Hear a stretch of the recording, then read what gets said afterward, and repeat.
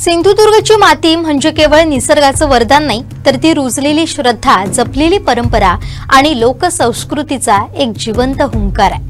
कोकणात सण उत्सव म्हणजे केवळ धार्मिक विधी नसून तो गावकऱ्यांच्या जीवनशैलीशी आणि परंपरेशी जोडलेला एक भावनिक धागा असतो। यात समृद्ध लोकसंस्कृतीचं एक अंगावर काटा आणणारे आणि थक्क करणारे रूप पाहायला मिळते। ते कणकवली तालुक्यातील निसर्गरम्य कोळोशी गावातील पावणा देवी मंदिरात।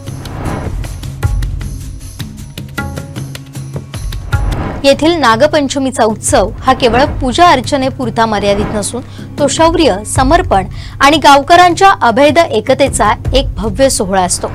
नागपंचमीच्या शुभ मुहूर्तावर पावणा देवीच्या प्रांगणात एक अत्यंत रहस्यपूर्ण आणि पारंपरिक खेळ खेळला जातो, तो म्हणजे वाघ आणि नाग यांचा नाट्यमय संघर्ष। ढोल ताशांच्या तालावर आणि तुतारीच्या निनादात वातावरणात एक वेगळीच ऊर्जा निर्माण होते। उत्सवाच्या मुख्य क्षणी एक युवक वाघाच्या वेशात प्रचंड ऊर्जा आणि जोशात मंदिर प्रांगणात प्रवेश करतो। दुसरा युवक नागाच्या वेशात सजून गाभाऱ्याजवळ स्थित असतो। वाघ जशी नागावर झडप घालतो तसा संपूर्ण जनसमुदाय एकाच तालात आणि सुरात भल्ली भल्ली भावय अशी गगनभेदी आरोळी ठोकतो।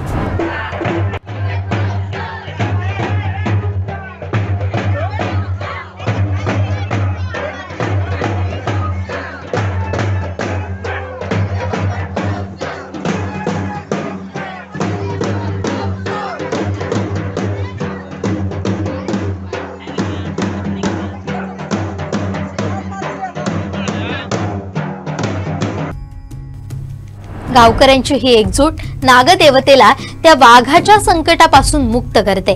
गावातील वयोवृद्ध सांगतात की पूर्वापार काळात नागदेवतेला वाघानं त्रास दिला होता, तेव्हा पावणा देवीच्या अथांग कृपाशक्तीनं आणि गावकऱ्यांच्या एकजुटीनं नागदेवतेचं रक्षण झालं होतं।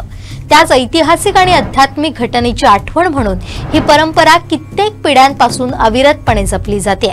कणकवलीच्या कोळोशी गावातील हा नागपंचमी उत्सव म्हणजे ग्रामीण करमणुकीच्या पलीकडे जाऊन जपलेली एक जिवंत लोककला आहे। वाघ आणि नागाचा हा खेळ आणि भल्ली भल्ली भावयचा तो निनाद आजही आपल्या इतिहासाची, गावकऱ्यांच्या शौर्याची आणि सामाजिक बंधनाची आठवण करून देतो।